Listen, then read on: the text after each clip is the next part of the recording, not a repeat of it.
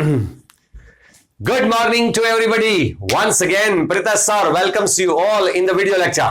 તો 11th અને 12th commerce ની અંદર કમ્પોઝિશન પાર્ટ ની અંદર જબરજસ્ત 5 માર્કનો ટોપિક આવે છે જેમનું નામ ઇન્ફોર્મેશન ટ્રાન્સફર અને એમના ઓલરેડી આપણે 3 લેક્ચર કમ્પ્લીટ કરી ચૂક્યા છીએ. બરોબર, આજે આપણે ચોથો લેક્ચર એ શરૂ કરવા જઈ રહ્યા છીએ. બરોબર, ફરી પાછો હું સમજાવી દઉં કે આ ટોપિકની અંદર આપણને ક્વેશ્ચન પેપરની અંદર શું આપવામાં આવે અને આપણે એમનું શું બનાવવાનું હોય છે. બરાબર, એ ફરી પાછો કહી દઉં.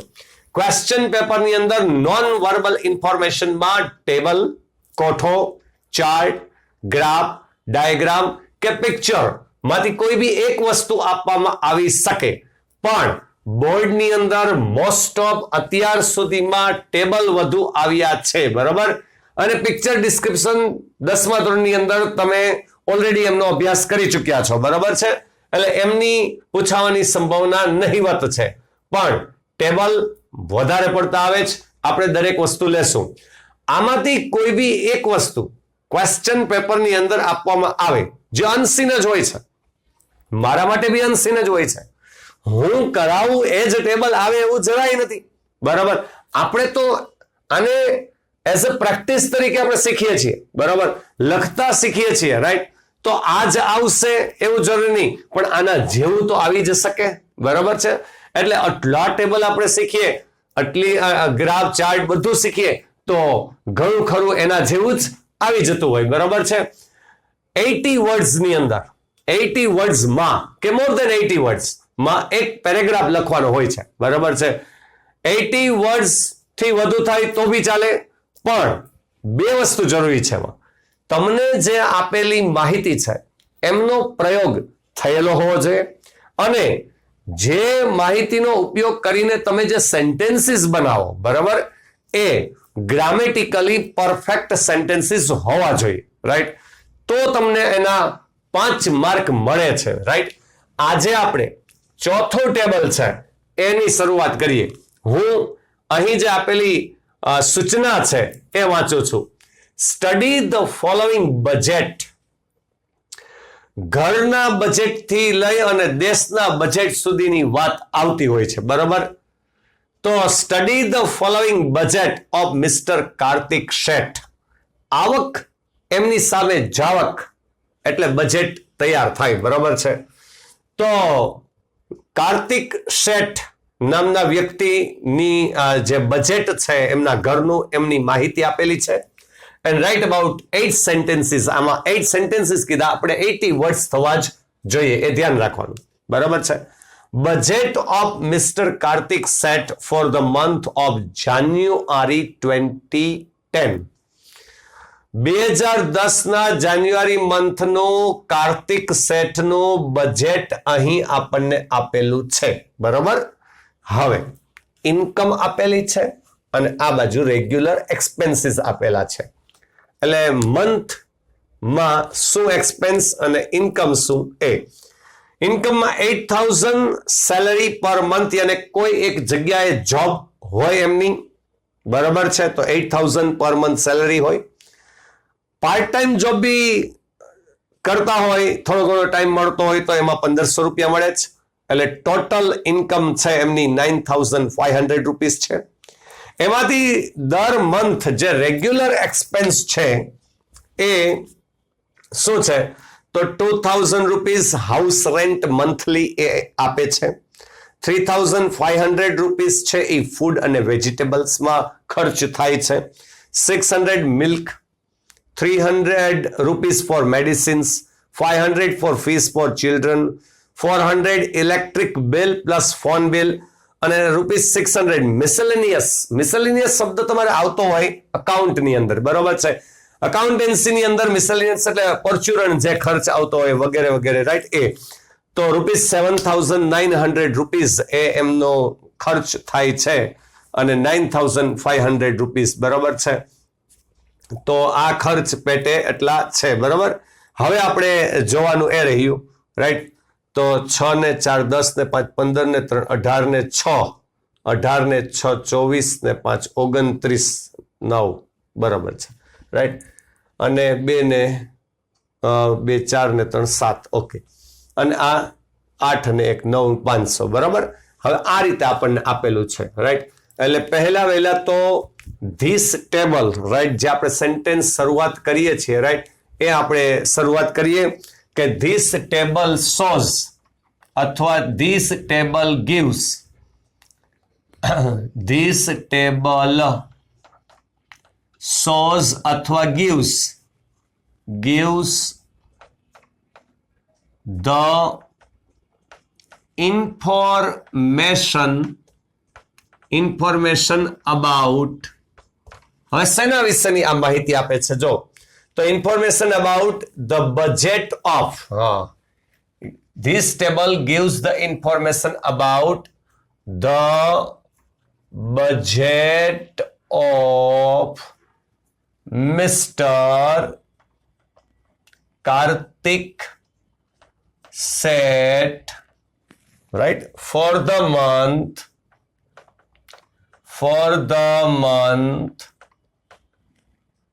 of January 2010. ભલે એક મંથનું આપ્યું છે જાન્યુઆરી 2010 પણ આપણે ઇન્કમ હોય તો રેગ્યુલર પર મંથની ઇન્કમ હોય, રેગ્યુલર એક્સપેન્સીસ હોય તો પર મંથના હોય રાઈટ. આ રીતના પર મંથનું જ આપણે તો હોય છે રાઈટ. એટલે પહેલા તો આ શું સેના વિશેની માહિતી આપે છે ટેબલ તો કે બજેટ મિસ્ટર કાર્તિક શેઠનું જાન્યુઆરી 2010 નું આ બજેટની વાત છે રાઈટ. એટલે એ આપણે ટેબલ શું સૂચવે છે, શું સેના વિશેની માહિતી છે એ આપણે લખી નાખ્યું બરોબર. હવે મિસ્ટર કાર્તિક શેઠ છે એની 8000 સેલેરી છે પણ મિસ્ટર કાર્તિક શેઠ કરે છે શું બરોબર એ જરા આપણે લખીએ. આપણે તો એક વાક્ય વધે એના ઉપરથી બરોબર. એટલે આપણે ચલો બનાવી નાખીએ mister Kartik Sheth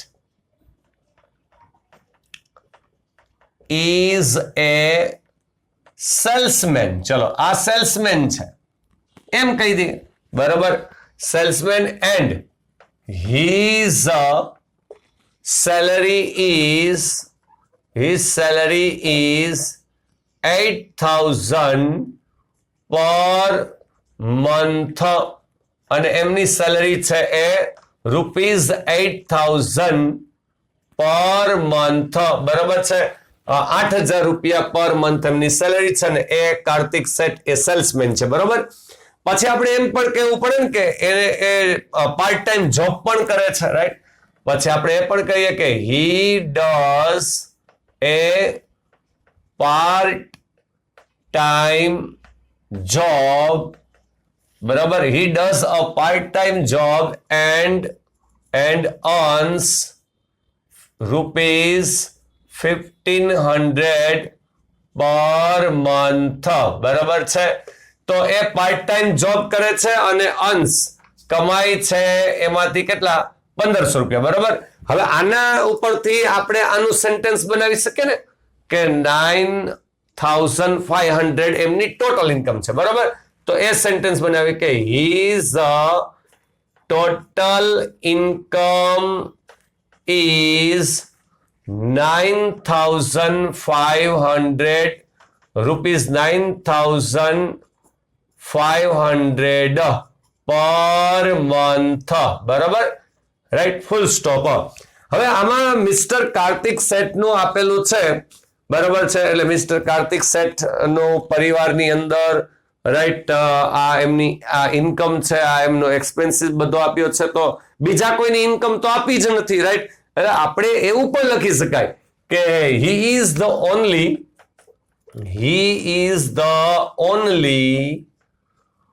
earning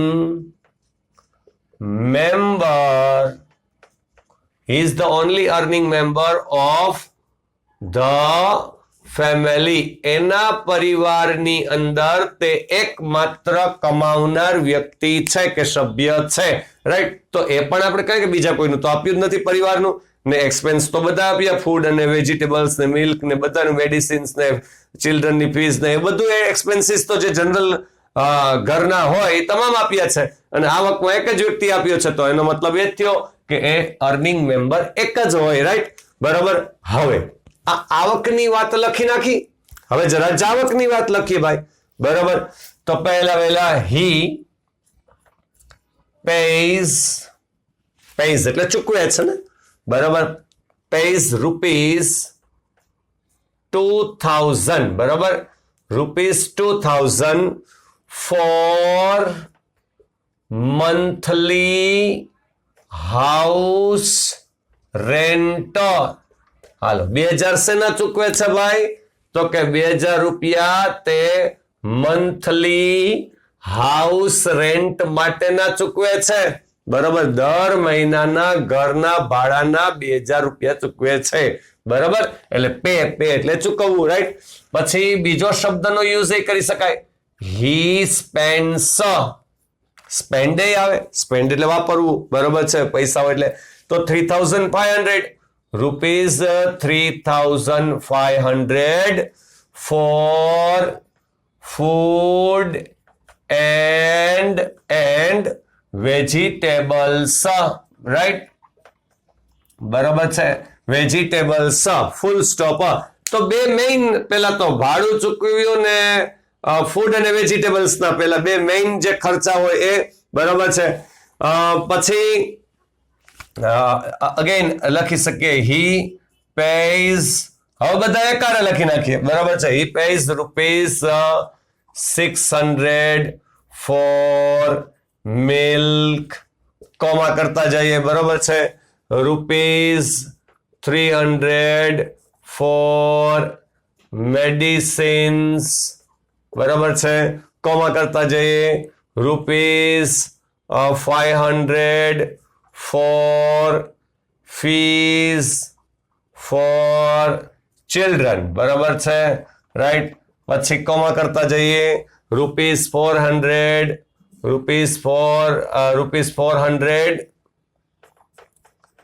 for electric bill plus phone bill, બરાબર છે, રાઈટ. કોમા નહીં, હવે એન્ડ લાસ્ટ વન હોય ત્યારે કોમા ન હોય, પછી એન્ડ કરવાનું, એન્ડ rupees 600 for miscellaneous એટલે ફરી પાછો કહું છું, પરચુરણ ખર્ચ હોય તો મિસેલેનિયસ કહેવાય, બરાબર છે, ફૂલ સ્ટોપ, રાઈટ. હવે જેમ ટોટલ ઇન્કમ લખીએ એમ આપણે ટોટલ એક્સપેન્સ લખીએ, his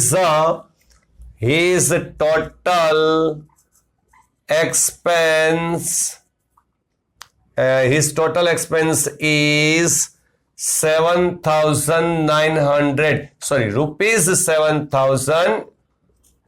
7,900, બરાબર છે. હવે આનો અર્થ શું થયો કે 7,900 એક્સપેન્સ, 9,500 ઇન્કમ, તો ડિફરન્સ કયો? ઈ સેવિંગ હોય, બરાબર છે, તો 1,500 તો આજ થયા અને આમાં 100 એટલે 1,600. આ શું થયું? તો આ થયું એ એમનું સેવિંગ, બરાબર છે. તો આપણે એ લખી શકાય કે his saving is rupees 1,600 per month. દર મહિને એમનું જે સેવિંગ છે એ કેટલું થાય છે? તો કે 1,600 પર મંથ, બરાબર.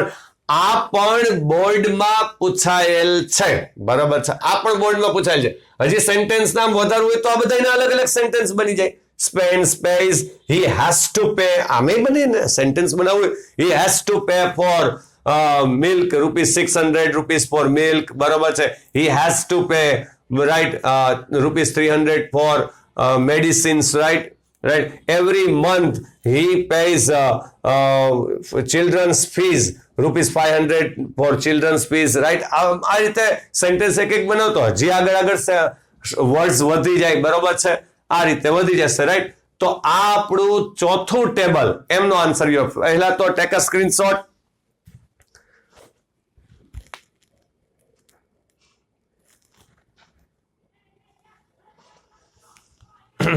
ચલો, તો અહીં આપણું આ ચોથું ટેબલ અહીં સમાપ્ત થાય. બરોબર છે. હું ફરી પાછો તમને જણાવું છું ફરી પાછો એ જ વાત હું તમને કહું છું કે મેં જે લખ્યું છે, રાઈટ, મેં જે લખીને તમને કહ્યું છે આ જ વસ્તુ સાચી અને આ જ રીતનાનું સ્ટ્રક્ચર વાક્યનું એ જ સાચું એવું નથી. તમે બી વિચારો કે હજુ આ જ માહિતીને મારે કંઈક અલગ રીતે રજૂ કરવી હોય, બરોબર છે, કંઈક અલગ સેન્ટેન્સથી રજૂ કરવી હોય, બરોબર છે, તો હું કઈ રીતે રજૂ કરી શકું, રાઈટ, એ તમે બી વિચારો, બરોબર છે.